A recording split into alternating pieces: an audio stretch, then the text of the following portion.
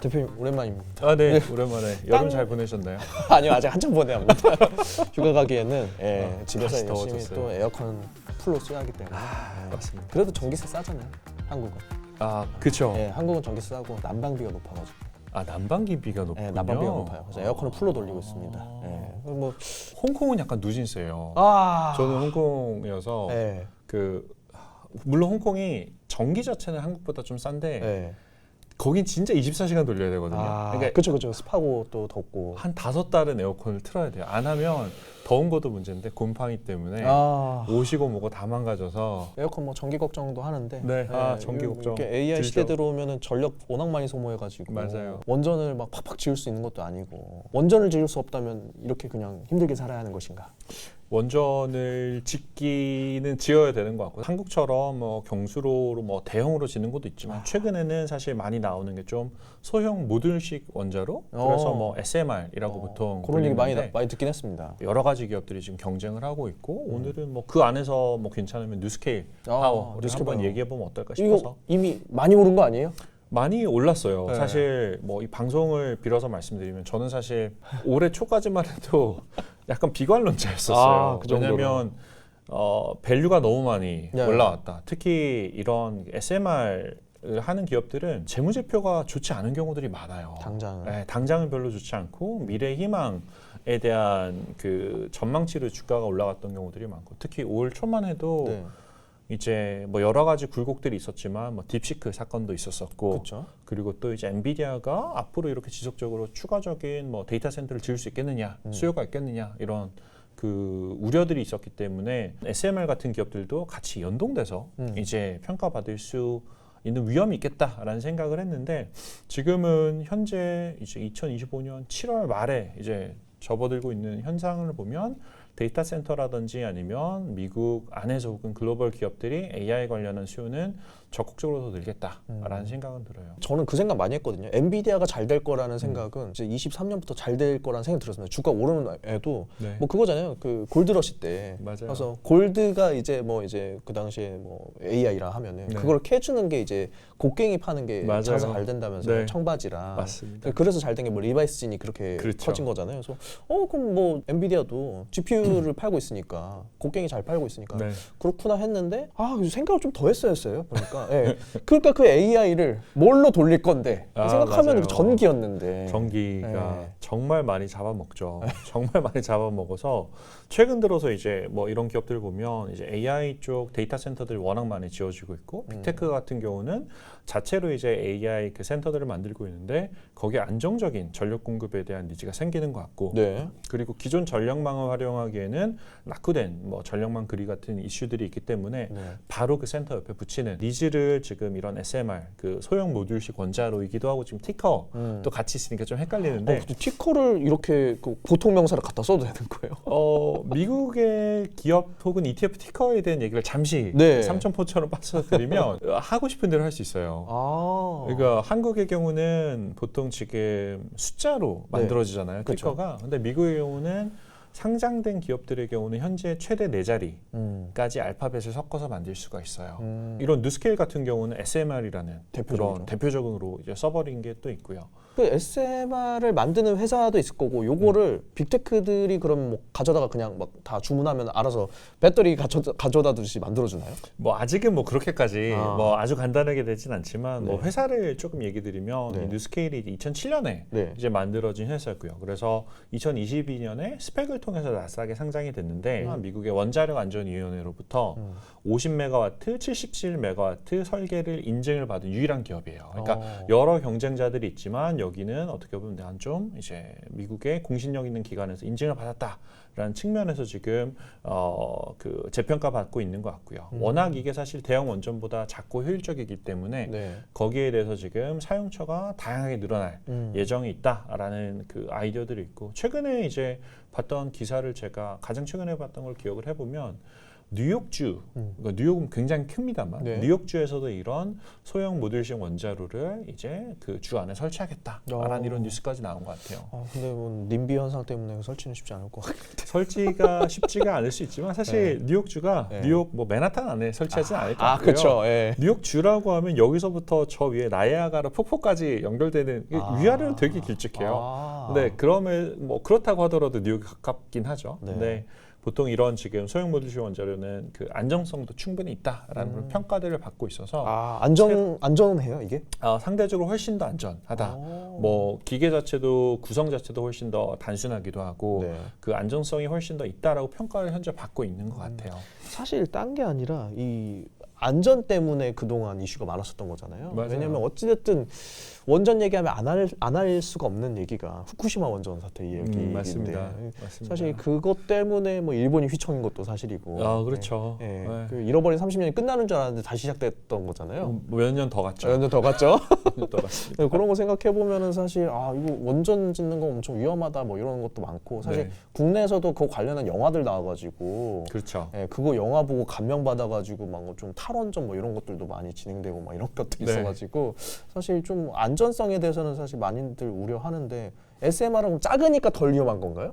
오류가 날 가능성이 적다라는 걸로 저는 알고 있어요. 네. 그리고 지금 아무래도 소형 모듈식으로 네. 운영이 되기 때문에 규모가 컸을 때 발생하는 그런 이슈들이 좀 많이 줄어들고 대신에 출력이 좀 작다라는 단점은 있긴 하지만 네. 이제 그 부분은 현실에 어떻게 보면 적재적소에 그 소형 모듈식 원자로를 설치해야 되는 그런 기업들이 워낙 많아지다 보니까 많이 상쇄가 되지 않나라는 생각이 좀 들고 최근에 사실 보면 이제 이런 뉴스케일이 AI 관련한 빅테크 기업들과 협업을 좀 많이 하고 있는데 네. 이제 뭐 2023년에는 스탠다드 파워라는 대하고 계약이 하나 있었고요. 네. 그리고 오하이오랑 뭐 펜실베이니아 데이터 센터에도 네. 지금 이제 공급을 하고 있고 뭐 최근에는 루마니아 쪽에서도 이제 프로젝트 진행되고 있고 마이크로소프트 같은 경우도 지금 같이 뭐 협업을 진행하고 있다라는 얘기들이 들리면서 친환경 뭐 전통적인 친환경 에너지라고 하면 보통 하는 게 이제 풍력이라든지 그렇죠. 태양력이라든지 뭐 이런 것들이 있지만 제약 조건들이 되게 많아요. 왜냐하면 그 어느 지역 기후도 맞아야 되고 네. 그 지리도 맞아야 되고 위도 경도 다 맞아야 되는데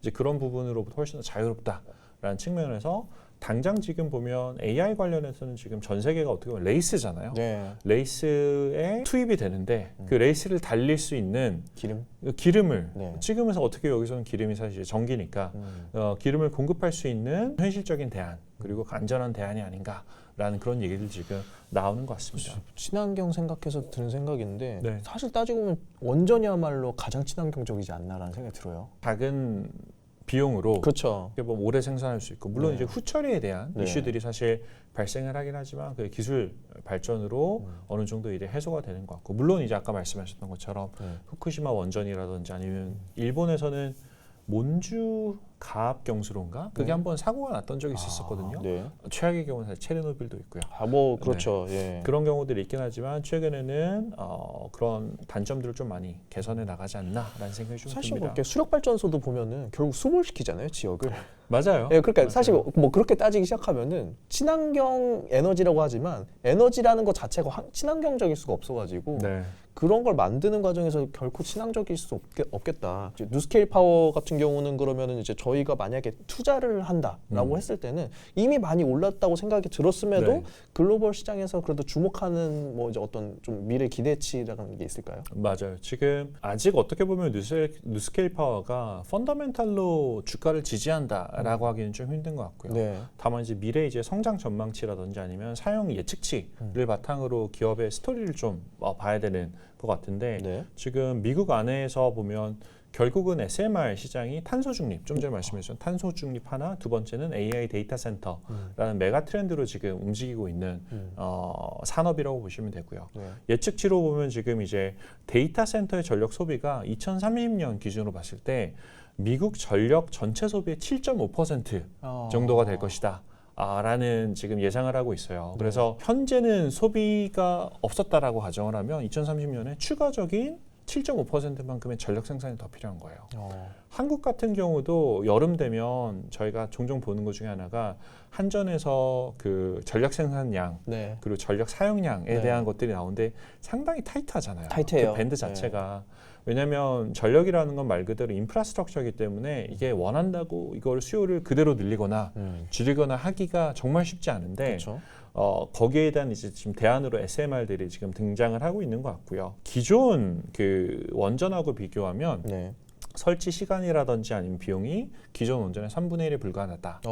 그래서 굉장히 이제 가격 경쟁력하고 속도 경쟁력이 있다라고 평가를 받고 지금 있습니다. 당장 AI를 지원해야 하는 정부 국가 입장에서는 그럼요. 원전 짓고 어느 세월에 지원할 수 있는 게 아니고 당장 빨리 지원할 수 있는 SMR 네, 자체에 대한 주목도가 높아질 수밖에 없겠네요. 전 그렇게 충분히 생각해요. 국내에도 이제 원천 기술을 가진 기업들이 있는 걸로 알고 있지만 네. 이런 관련 기업들은 이제 AI가 예를 들어서 앞으로 5년, 10년 계속 이제 시장을 관통할 화두가 된다라고 하면 이런 전력에 대한 수요가 저는 반드시 따라오는 투자 아이디어가 될 거라고 보고요. 네. 오늘은 사실 좀 얘기가 다르지만 그 다음에 저는 잘 관심 가져야 되시는 산업 중에 하나가 원천 데이터를 가지고 있는 기업들 네. 역시도 좀 보셔야 된다라고 봐요. 원천 혹은 데이터를 정제하는 기업이라든지. 그렇죠. 네. 왜냐하면 이제 AI라는 게 기본적으로 데이터 센터에 들어가는 건 다 GPU들이잖아요. 네. 그래서 이거를 그 뇌라고 생각하면 되고요. 네.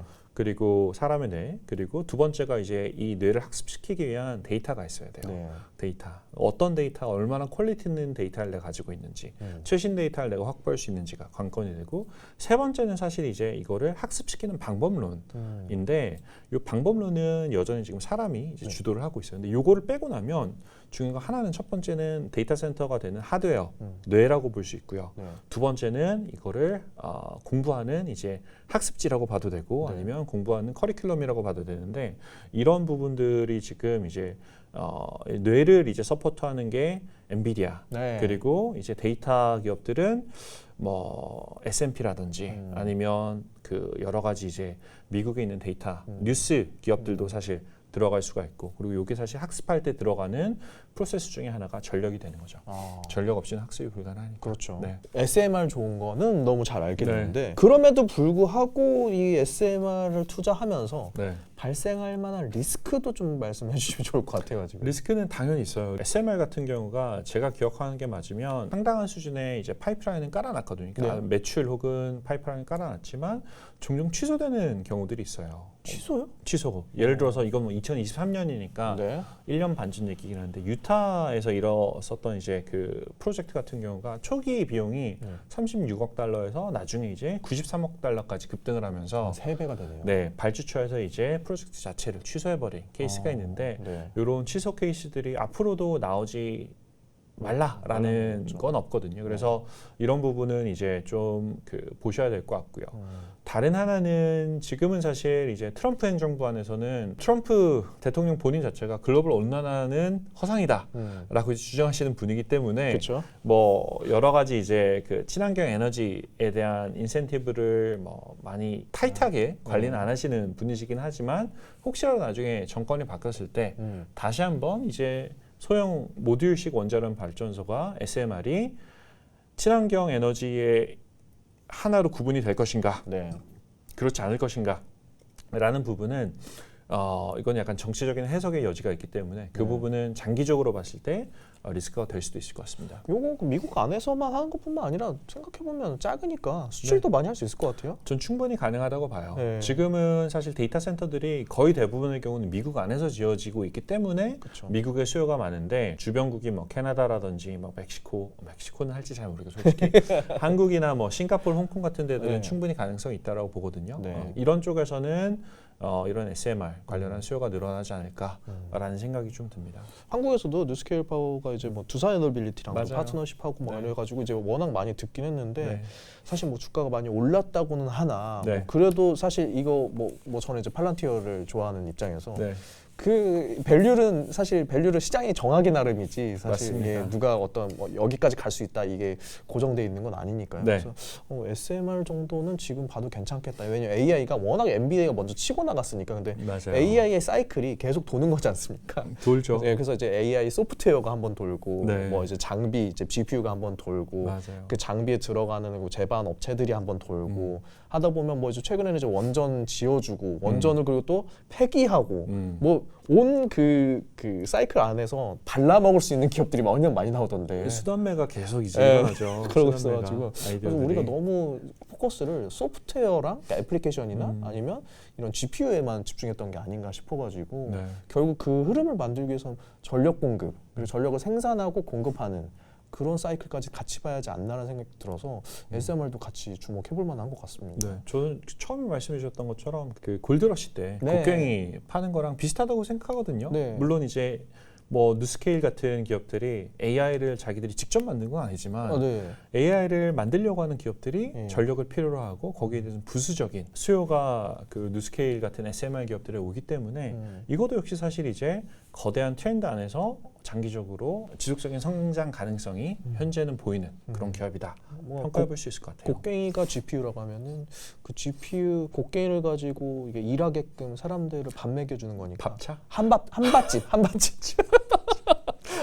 식당 같은 걸로 한바 식당 같은 예, 걸로 그런 식으로 밥 먹어야 일하니까. 예, 밥을 먹어야 일하죠. 예. 딱 맞는데요. 왜냐면 소형 SMR이니까. 예, 그렇죠. 이동해가지고 저 계속 할 수 멀리 있죠. 가서 식당 가서 예. 먹는 게 아니라 이게 또 바로 옆에다 갖다 놓고 군대도 밥 먹이고 그렇죠. 보급이 중요하거든요. 보급. 예, 전력 보급. 예. 전력 보급의 핵심이네요. 예. 생산하는 건 알겠고 이제 네. 그동안 놓쳤던 것도 좀 생각해 보면은 AI 관련해서 저희가 또 놓쳤던 기업들 중에 뭐 컴퓨팅 기업, 클라우드 컴퓨팅 기업 이런 것도 좀 소개해 주실 수 있을까요? 네, 사실 뭐 뉴스케일하고 뭐 관련도 또 있다라고 평가할 수 있을 것 같은데 네. 거대한 이제 AI 관련한 산업에서 보면 최근 들어서 이제 클라우드 컴퓨팅이라든지 데이터 센터 이런 네. 것들이 굉장히 각광받는데 그 중에 하나가 지금 코어웨이브 코어웨이브 네. 이것도 들어봤습니다. CRVW라는 티커인데 WV. 코어웨이브도 사실 한국 투자자들이 엄청 좋아하시더라고요. 한국 투자자들 진짜 골라서 찾아다녀요 보면은. 제가 봤던 숫자가 맞으면 한국에서 이 종목만 한 7천억 이상 투자하고 계세요. 대단하다 진짜 한국 네. 사람들. 그리고 요 종목을 이제 굉장히 관심 가지시는 분들이 많으신데 네. 원래는 이더리움 채굴 기업이었어요. 갑자기 친근해지네요. 이더리움 좋았어요. 이더리움 채굴 기업이었다가 그 다음에 네. 이제 2019년부터 네. 약간 GPU 기반의 AI 인프라로 이제 좀 바꿔서 사업을 이제 전환을 했고요. 네. 그리고 상장을 사실 오래 했어요. 2025년 3월. 3월에 상장하고 뭐 그 다음부터 주가가 굉장히 많이 올랐는데 네. 많이 올랐던 뭐 이유 중에 하나가 이제 뭐 하나는 매출 쪽에서 마이크로소프트하고 관계가 굉장히 좋다. 매출 계약이 많이 나온다라는 게 하나가 있고 두 번째는 사실 엔비디아가 네. 상장할 당시에 거의 한 7% 정도 지분이 있었었고 지금은 더 늘려서 거의 한 뭐 30% 가까이 지분을 가지고 있는 걸로 알고 있습니다. 그러니까 엔비디아가 그냥 GPU만 만드는 게 아니라 네. 이걸 가지고 사업하는 애들까지 자기 밑으로 넣고 있네요. 지금. 수직 계열을 한 거죠. 수직 계열을 했고 그리고 또 코어웨이브 투자자들 입장에서는 엔비디아가 뭐 주요 주주 중에 하나가 되다 보니까 그럼 코어웨이브 쪽은 네. 그 GPU를 만들거나 AI 데이터 센터 만들 때 네. 물량 관련한 이슈는 없겠구나. 그렇죠. 선공급이 될 거 아니에요. 네, 여기는. 라는 그런 생각을 또 같이 하세요. 그리고 어. 저는 충분히 뭐 가능성이 있는 그런 생각이라고 하고 있고요. 네. 네. 그러니까 이게 좀 보니까 그런 생각이 납니다. 그러니까 2017년 이후로 네. 비트코인 채굴하시는 분들이 많이 사라졌다가 언제 다시 나타나냐면 2020년에 한번 나타나고 맞아요. 이게 반감기마다 다시 나타나세요. 보면은 왜냐면 채굴해가지고 많이 벌어야지 하는데 채굴하다 보면 이게 돈도 많이 들고 힘들지 않습니까? 근데 언제 재밌는 걸 목격했냐면 GPU를 막 사모으시던 분들이 있는데 네. GPU 가격이 또 폭락했던 때가 있었어요. 근데 그때 GPU를 더 모으던 사람들은 나중에 그게 비트코인 더 이상 채굴을 안 해도 GPU 가격 자체가 3배씩 올라가 버리니까 맞아요. 그냥 그걸 팔아서 부자가 되더라고요. 다시 그거는. 사이클이 오면 그때 팔면 되니까. 네. 근데 지금 코어웨이브가 이제 이런 거죠. 사실 이더리움 채굴한다고 이제 그 맞아요. 제반 인프라 갖춘다고 네. 만들었다가 네. 이게 그냥 그대로 이제 이제 컴퓨팅으로 넘어간 거지 않습니까? 맞습니다. 갖고 있던 거. 똑같은 거네요. 결국 이 사람들도 똑같아요. 예, 그냥 그 목적으로 사둔 게 아닌데 네. 예, 어쩌 하다 보니 이게 하다 피봇한 보니까. 거잖아요. 맞아요. 그렇게 생각한다면은 사실 투자 매력은 확실히 있는 것 같습니다. 그러니까 왜냐하면 요즘도 보면은 마이크로 스트래티지도 마찬가지지만 비트코인을 보유하는 게 결국 주요 성장 전략이 되었던 맞아요. 것처럼 지금도 결국에는 뭐 워낙 메타가 왜 인기가 많냐라고 하면은 가장 우선적으로 공급받고 있잖아요. 메타 같은 경우는 AI 인재도 데려와서 초지능 연구소도 만들고 있지만 그 인재들을 돌려서 어떤 AI 애플리케이션을 만든다고 했을 때 그걸 돌릴 수 있는 자산이 이미 다 구축이 돼 있고 그렇죠. 아주 오래전부터 데이터 센터는 그 계속 쌓고 있었기 때문에 사실 그거 한다고 만든 건 원래 메타버스 한다고 좀 이렇게 했던 거잖아요. 중간에 사실. 잠깐 좀. 네. 근데 그게 이제 그런 식으로 피보팅 해가지고 네. 하듯이 그래픽 카드 사기엔 비싸고 그리고 나한테 공급은 잘 안 되고 근데 내가 AI 업체를 운영해야 하는 입장에서 네. 여기다가 클라우드니까 우리도 거기 거 쓰게 해줘 이런 식으로 구매하는 그런 사이클 아닌가요? 이게 사실 그 AI 저는 AI 기업에 잠깐 있었기 때문에 네. AI 학습 인프라를 만드는 게 생각보다 손이 많이 가요. 그냥 GPU 사서 꽂아가지고 아니에요? 돌리면 되는 게 아니고 아니에요. 네, 이거를 이제 우선은 물론 이제 물량 확보가 필요하죠. 그쵸. 최신 이제 AI 전용 이제 칩셋들을 사야 되고 이제 그거를 어떻게 구성하고 네. 그리고 또 이제 워낙 열이 많이 발생하기 때문에 네, 그렇죠. 냉각을 어떻게 시키고 배치를 어떻게 시키고 뻥날 때마다 이걸 어떻게 수리하고 뭐 하는지 손이 생각보다 많이 가거든요. 엔지니어들 엔비디아 엔지니어들 데려와서 또 수리도 하고 그래야겠네요.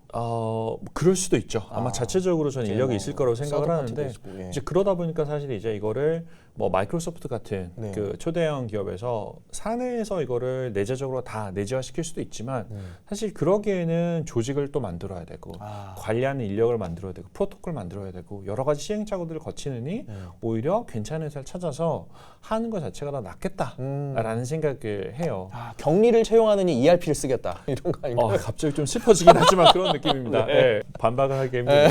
반박하기. 왜냐면 언젠가 또 필요가 없을 수도 있으니까. 맞아요. 그랬을 때 뭔가 뭐 고용이나 해고나 네. 이런 게 사실 그 빅테크가 기업 같은 경우 워낙 그쪽에 돈이 많이 들어가는데 네. 이거 하겠다고 인프라 제반 만들겠다고 채용했다가 방금 메타버스 사례도 마찬가지예요. 메타버스 하다가 안 하겠다면 메타버스 팀 자체를 다 날려야 하잖아요. 그래서 이제 이런 AI 클라우드 같은 경우가 그러니까 만약에 두 개로 나눠볼게요. 네. 내가 모든 거를 다 가져와서 테슬라처럼 일론 머스크처럼 뭐 20만 개 이상의 GPU를 해서 클러스터링을 만드는 데이터 센터를 자체 구축하겠다. 네. 내가 그걸 운영할 자신이 있다라고 하면 이게 더 저렴해요. 그러겠죠. 네, 저렴해요. 이거보다는 사실 클라우드로 가는 게 비싼데 다만 좀 전에 얘기하셨던 것처럼 내가 얼마만큼의 그 AI 그 캐파를 사용해야 되는지는 그때그때 계속 바뀌거든요. 그쵸. 예를 들면 신모델을 개발하고 있을 때랑 그냥 운영만 하고 있을 때랑 들어가는 용량이 다르고 이런 것들을 감안해 보면 좀 더 유연한 이제 그런 이제 구독형이라고 볼 수도 있을 것 같은데 그러네요. 그런 이제 시스템을 상대적으로 선호를 하죠. 아무래도 뭐 이게 제가 자꾸 격화시키는 건지 모르겠지만 마라탕 같은 것 같아요. 네? 네, 그러니까 마라탕을 먹으려면 내가 마트 가서 이것도 사고 저것도 사고 해가지고 싸게는 만들 수 있는데 네, 맞아요. 공수도 많이 들고 네, 힘들잖아요. 근데 네. 마라탕집 가가지고 좀 비싸더라도 네. 그냥 하면은 오늘 하루 먹고 다음날 안 먹어도 되는 거니까. 그렇죠. 그러니까 마라탕을 집에서 크게 해서 한 네. 열흘 계속 먹을 거면 그렇죠. 이게 싼데 네, 그렇죠. 가끔 먹을 거면 그럼요. 마라탕 집에 가서 먹겠어. 이게 자꾸 제가 이게 너무 고차원적인 얘기를 하는데 제가 AI와 마라탕이 또 연관이 또 있는 것 같습니다. 투자자들 입장에서 어느 정도 투자 포인트 잘 알 것 같은데 네. 진짜 이 코어 이브가 뭐 상장하고 좀 많이 올랐나요? 상장은 많이 올랐어요. 이런. 많이 올랐는데 저는 사실 더 갈 거라고 보고 있고요. 네. 뭐 수주 잔고도 지금 굉장히 탄탄하게 늘어나고 있고 네. 그리고 뭐 여러 가지 이제 뭐 장단점이 있겠지만 네. 코이브에서 지금 얘기하는 것 중에 하나는 자기들이 만든 이제 시스템을 사용하면 AI 학습 속도가 네. 타사 대비 뭐 최대 5배에서 10배는 빠르다. 이런 것들까지 지금 얘기가 나오고 있거든요. 네. 워낙 지금 AI 경쟁이 심한 상태에서 이런 그 모델 학습의 속도 자체가 다르다라는 거는 이제 굉장히 큰 메리트가 될 수 있고요. 최근에 제가 CNBC 방송하는 거에서 이제 AI 인프라 관련한 얘기들을 뭐 그때도 이제 코이브를 그 사람들로 다루고 있었는데 이런 데이터를 쓰더라고요. 현재 미국 상장 기업의 한 4에서 5% 정도밖에 네. 실질적인 AI 투자를 하고 있지 않다. 어떻게 보면 아직 95% 이상의 추가적인 이제 수요가 남아 있다. 역량이 안 되니까요. 역량이 사실 안 되는 것도 있고 사실 기업 입장에서는 뭐 빅테크야 다르죠. 빅테크는 네. 사활을 정말 걸었기 때문에 AI를 하자로 무조건 가지만 그렇죠. 나머지 기업들은 AI를 하는데 방향성을 정말 잘 잡고 가야 되거든요. 네. 그렇기 때문에 여러 논의도 필요하고 컨설팅도 필요하고 뭐 초반에 이제 약간 파일럿 프로그램처럼 조금씩 약간 맛만 보다가 네. 방향을 결정하는 경우들이 있는데 그런 걸 생각했을 때 아직 훨씬 더 큰 수요가 남아 있다라는 그런 얘기들을 하고 있고 저도 거기에 동감을 하고 있어요. 사업이 성숙화돼가지고 이제 뭐 네. 만연하게 되면은 뭐 너도 나도 AI를 할 테니까요. 지금은 맞아요. 사실 나도 하고 싶은데 역량 안 되고 돈 없고 계획 없어가지고 못 하는 거고 네, 누구나 해야 하는 상황이 온다면 뭐 당연히 쓰겠죠. 맞습니다. 코이브의 투자자들이 열광하는 이유들이 있을까요?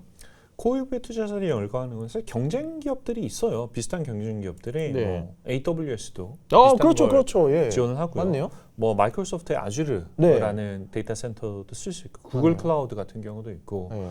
뭐 여러 클라우드 기업들이 사실 AI 관련 인프라를 제공을 하거든요. 네. 근데 그럼에도 불구하고 이제 코이브가 이제 매력도를 가지는 거는 네. 현재로서 봤을 때는 그 엔비디아와의 관계가 가장 크지 않나.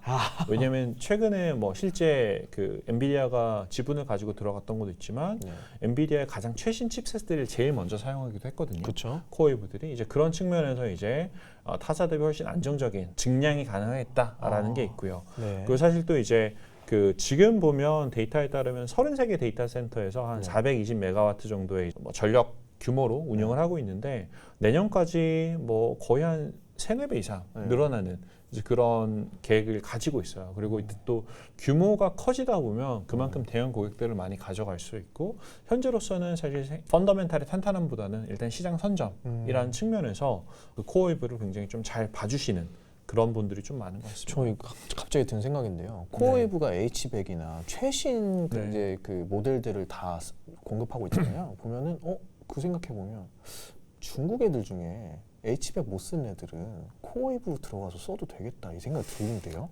그거는 뭐 제가 지금 어떻게든 확인은 네. 사실 좀 쉽진 않겠지만 네.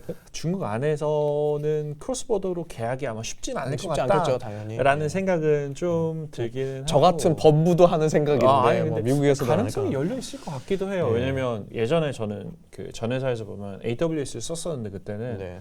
들어가면 제가 원하는 사양을 선택할 수가 있거든요.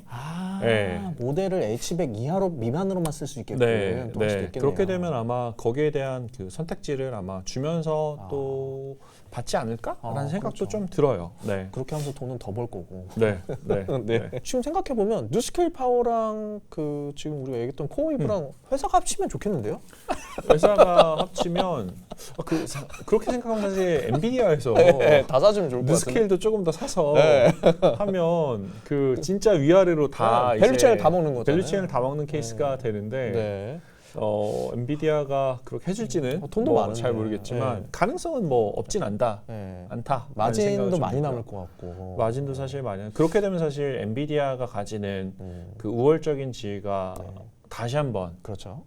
인정을 받는 그런 상황이 되지 않을까라는 생각은 들어서 네. 기대는 되네요. 네. 오늘 뭐 어쨌든 제가 그 코어웨이브나 이제 그 뉴스케일 파워에 대해서 이제 좀 흐릿하게 알고 있던 네. 부분을 알게 됐는데 투자자로서 매력 있다라는 생각은 드는데 뭐 아시겠지만 어느 정도 좀 올라와 있으면 맞아요. 손 나가게 좀 주저되거든요. 맞습니다. 관련해서 이제 어느 정도 좀 매력 있는 상품을 또 소개해 주시면은 그럼 제가 그렇지. 왜냐면 이제 어느 정도 제도권에 올라와 있으면은 사실 여기서부터는 네. 조금 더 이제 모험을 해보고 싶은 마음도 들고요. 하시는 마음도 계시죠. 오늘도 인형이 저희 그 렉스 인형이 있는데 네. 그 저희 티렉스라는 브랜드로 ETF로 저희 하고 있잖아요. 네. 그래서 7월 25일에 그 뉴스케일 2배 그리고 그 코이브 2배 레버리지 ETF가 미국에 상장이 됩니다. 그래서 국내 투자자들도 아마 투자하실 수 있을 것 같으신데 네. 뉴스케일은 SMUP라는 티커로 나가고요. SMUP. 코이브는 CRWU 로 아, 나가서 예. 발음은 좀 쉽지 않네요. 그래서 이거는 이제 투자자분들 중에서 정말 단기적으로 강력한 확신이 있다. 그쵸. 혹은 지금 보니까 단기 주가 출렁임으로 하락했는데 내가 여기서 베팅하고 싶다. 그렇죠. 이런 생각하시는 분들한테는 재밌는 투자 상품이 되지 않을까라는 그런 생각해 볼 수 있을 것 같습니다. 기초자산에 장기 성장 스토리가 있다라고 저는 생각하거든요. 그렇죠. 물론 이제 중간중간 어려운 상황이 또 올 수도 있을 거예요. 예를 들어서 지금 AI 관련한 얘기를 좀 더 드리면 최근에 메타도 그렇고 구글도 그렇고 AI 관련한 투자를 위해서 인력들 해고하고 있잖아요. 맞아요.